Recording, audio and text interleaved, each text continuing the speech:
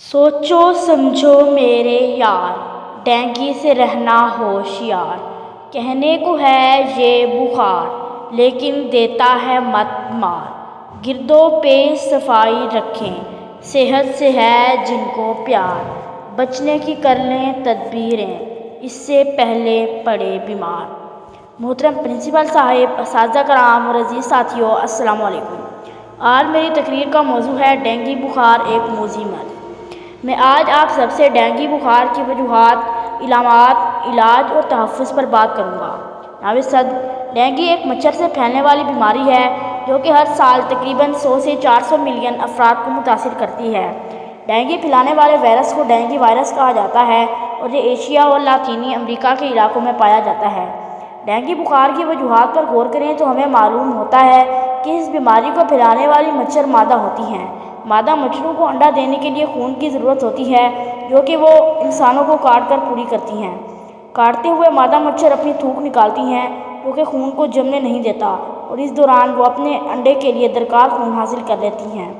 اگر اس تھوک میں ڈینگی وائرس موجود ہو تو اس شخص کو ڈینگی وائرس ہو جائے گا۔ اس کے علاوہ یہ بیماری ڈیلیوری کے وقت ماں سے بچے میں اور خون کی منتقلی کے دوران بھی پھیل سکتی ہے۔ جناب والا، ڈینگی بہت ہی کم مریضوں میں جان لیوا ثابت ہوتا ہے جبکہ زیادہ تر افراد میں محض نزلہ زکام کی سی کیفیت ہوتی ہے جو کہ کچھ دن تک خود بخود ٹھیک ہو جاتی ہے۔ مزید علامات میں تیز بخار، سر درد، قے اور متلی، ریش، گلینڈز میں سوزش، آنکھوں کے پیچھے درد شامل ہیں۔ زیادہ تر علامات تو معمولی ہی رہتی ہیں مگر شدید علامات میں مستقل قے آنا، شدید پیٹ درد، سانس میں دشواری، تھکاوٹ، بے چینی، پیشاب اور پخانے میں خون آنا، مسوڑھوں سے خون آنا شامل ہیں۔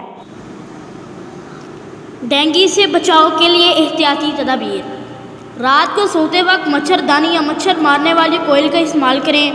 اپنے گھروں اور دفتروں کو مچھروں کے داخلے سے محفوظ رکھیں۔ اپنے گھروں اور محلے کو صاف ستھرا رکھنے کی عادت ڈالیں۔ آدھے بازو والی قمیض یا شرٹ استعمال نہ کریں۔ کیاریوں اور گملوں میں پانی کھڑا نہ ہونے دیں۔ پانی والی ٹینکوں کے منہ کھلے نہ چھوڑیں۔ بچوں کو نکر کی جگہ پاجامہ پہنائیں۔ پورے جسم کو ڈھانپ کے رکھیں۔ اگر یہ علامات ظاہر ہوں تو ہمیں اس مرض کا علاج کروانا چاہیے۔ اللہ تعالیٰ ہم سب کو ہر طرح کے امراض سے محفوظ فرمائے۔ بہت بہت شکریہ۔ والسلام۔